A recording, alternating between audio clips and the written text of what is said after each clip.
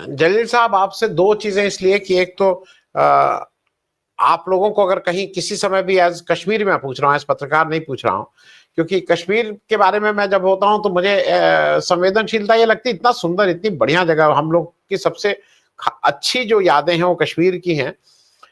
और कैसे एक अच्छी जगह को किस तरह से डर का माहौल बना दिया गया है कि आदमी अब जाने से डरता है। कहने को फिगर कुछ भी दिखा दें कि इतनी फिगर आ जा रहे हैं, इतने लोग जा रहे हैं। राहुल गांधी ने कल दो चीजें कही। एक तो उन्होंने इस टैरिफ पर वो बोले, दूसरा वो आरक्षण की दीवार तोड़ देंगे, इस पे भी वो बार बार कह रहे हैं। और ये इंपॉर्टेंट है, हो सकता है ये कश्मीर के लिए उतना इंपॉर्टेंट ना हो, लेकिन देश का एक बड़ा भाग ऐसा है जहां पे जो राहुल गांधी बार बार कहते हैं कि 90-10 90-10, और वो हो रहा है, वो सामने दिख रहा है। और एक सांकेतिक रूप में मैं इसलिए बता दूं, टीकाराम जूली जी हैं, दल कांग्रेस के लीडर ऑफ ऑपोजिशन हैं राजस्थान में, पहली बार लीडर ऑफ ऑपोजिशन राजस्थान के 75 साल की हिस्ट्री में कोई दलित बना है। और जरा हिम्मत देखिए कि वो एक मंदिर में जाते हैं अलवर में, जब निकलते हैं तो बीजेपी के एक पूर्व विधायक ज्ञानदेव आहूजा जी, जो 3 बार के विधायक रहे हैं, वो गंगा जल छिड़क के उसको शुद्ध करने की बात करते हैं।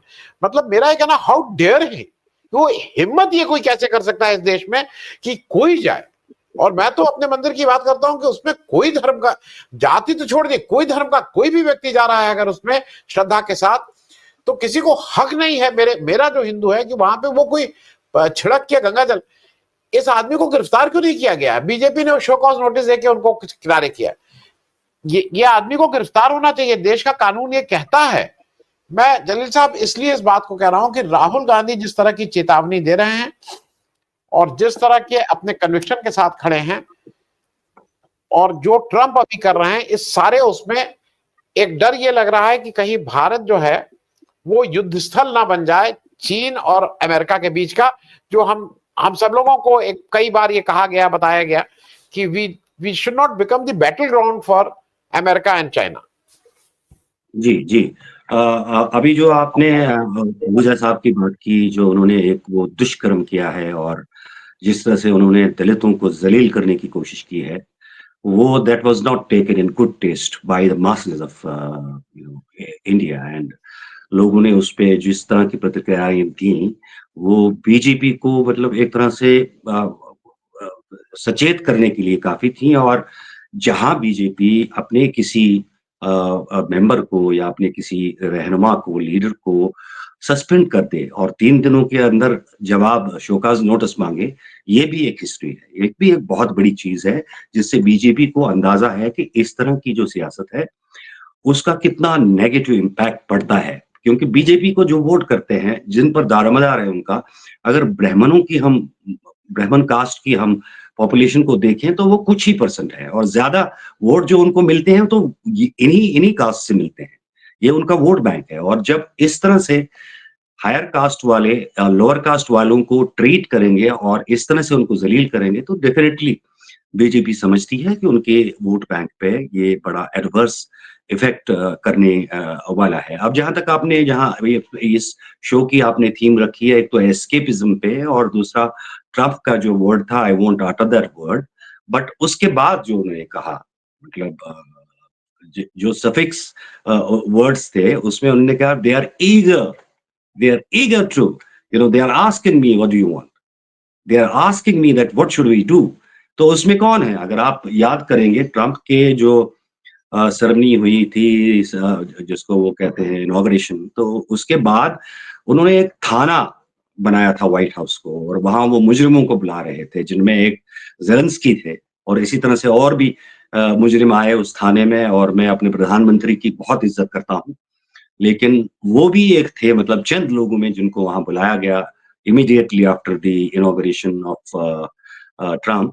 तो वहां पे जिस तरह की चुप्पी साध ली हमारे प्रधानमंत्री जी ने, तो उसी से इस तरह के अंदाजे मिले थे कि कुछ ना कुछ है, जिसकी बिना पर इंडिया जैसा मजबूत मुल्क और इंडिया जैसे मजबूत मुल्क के प्रधानमंत्री चुप बैठे हैं। तो खैर, वो क्या होगा तो आने वाले वक्त में जो मजबूरियां होंगी चुप रहने के लिए, otherwise we have a precedence of replying in the same coin to any power of the world. तो वहां पे वो पता चल जाएगा, we will come to know in future that कि उसमें क्या कमजोरियां थी इस तरह की। और जहाँ तक टैरिफ वॉर के बदौलत जो मतलब कमज़ोरियाँ आ गई जिसका कि कांग्रेस के अधिवेशन में बड़े स्ट्रॉन्ग तरीके से 2 चीज़ों पे उन्होंने बात की राहुल गांधी ने। एक तो आर्थिक तूफ़ान उन्होंने मेंशन किया और दूसरा बेरोज़गारी का मसला। क्योंकि जिस देश में बेरोज़गारी बढ़ती है उसमें फिर अराजकता आती है, ज़्यादा देर तक वहाँ पर मज़हब की पॉलिटिक्स नहीं चलती है।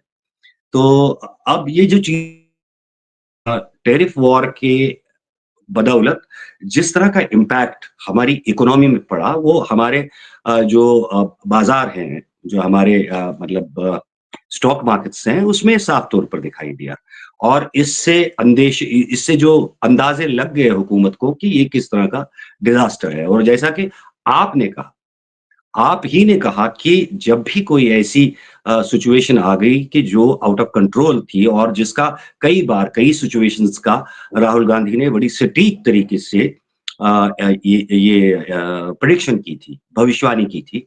तो तब मोदी जी सीन से गायब रहे और अभी भी जो टैरिफ वॉर की बदौलत यहाँ पे हो रहा है, ऐसे में उन्होंने थाईलैंड और क्या कहते हैं कि बांग्लादेश का श्रीलंका के टूर का वो प्लान बनाया और वहाँ भी जहाँ वो मोहम्मद यूनुस बांग्लादेश के प्रधानमंत्री से मिले, वहाँ भी ऐसे संकेत मिले कि मोदी जी को जिस अंदाज में उनसे बात करनी थी, उस अंदाज में वहाँ भी वो बिल्कुल मतलब चुप रहे और ऐसा बताया जा रहा है कि उस अंदाज में बात नहीं हुई। मोहम्मद यूनुस तो उन्होंने अपने जो अपना जितना भी कहना था या अपने अपने जितने भी मुद्दे थे, उन पर जिस मजबूती से बात करनी थी, उन्होंने की, लेकिन हमारी तरफ से उनको प्रॉपर जवाब नहीं मिला। अब इस टैरिफ वॉर की बदौलत जो हो गया आपको मैं याद दिला दूँ कि चंद दिन पहले आपने वक्फ बोर्ड बिल पर बात की थी और आपने ये अंदेशा ज़ाहिर किया था कि शायद इस सेशन में इस बिल को पेश नहीं किया जाएगा। मुझे याद है, आपके एक प्रोग्राम में मैंने सुना था। लेकिन अ, ऐन आखिरी दिनों में, आखिरी 2-3 दिनों में ये सारा डेवलपमेंट ये सारा मसला चेंज हो गया और इस पे इतनी जल्दबाज़ी में काम किया गया, तो वजह सिर्फ़ यही थी कि आर्थिक सतह पे जो हमें टैरिफ वॉर की वजह से परेशानियाँ उठानी पड़ रही हैं, वो लोगों को मतलब समझ आ रही हैं और लोग उसकी वजह से परेशान हैं। तो मेरे ख़्याल से वक़्फ़ बिल का लाना मैं ये तो नहीं कहूँगा कि एक मनहूसियत थी या एक पनौती थी, लेकिन इसके जो अ, नेगेटिव असरात हैं, वो अब दिखाई देने लगे हैं। वो मतलब मैं उ उनमें एक तो इकोनॉमिक स्लो डाउन की बात करूँगा मैं या जिसको आप आर्थिक तूफ़ान राहुल गांधी के लफ्ज़ों में कहते हैं बेरोज़गारी है। पेट्रोल की कीमतों में बैनुल अक़वामी सतह पे, इंटरनेशनल सतह पे बड़ी कमी आ रही है और यहाँ पे एक पैसा भी पेट्रोल के कीमत पे कम नहीं किया जा रहा है। बल्कि ये कहा जा रहा है, ये अजीब-सा लॉजिक है कि बढ़ाया तो नहीं, अरे घट रहा है तुम भी घटाओ, नहीं।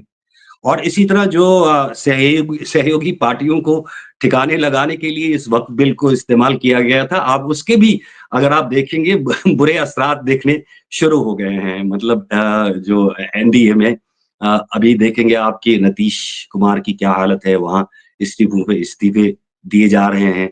इसी तरह अब जो बाकी जो सहयोगी हैं उनमें तो सबसे बड़ा चंद्रबाबू नायडू है। उन्होंने भी एक जी, तरह जी। का आईना दिखा उन्होंने एक तरह का मतलब आज मछुआरों को लेके जो कि 20,000 करोड़ का उनका मछुआरों का कारोबार है, उस पे भी टैरिफ वॉर की वजह से इम्पैक्ट हो रहा है और अ, आंध्र प्रदेश के लिए मछुआरों का बिज़नेस बहुत अहमियत रखता है। तो जी। उन्होंने प्रधानमंत्री को खत लिखा है कि या तो अपने फ्रेंड को समझाइए, तो या तो इनको सब्सिडी दीजिए, तो ये तो दूसरा इस तरह का है। और एक और बात मैं कह के फिर खत्म कर लूँगा अपना इनॉग्रल आर्गुमेंट वो ये कि जो पासवान जी हैं, पासवान जी आहिस्ता-आहिस्ता अब राहुल गांधी के पेज पर आने लगे हैं कास्ट सेंसस को लेके।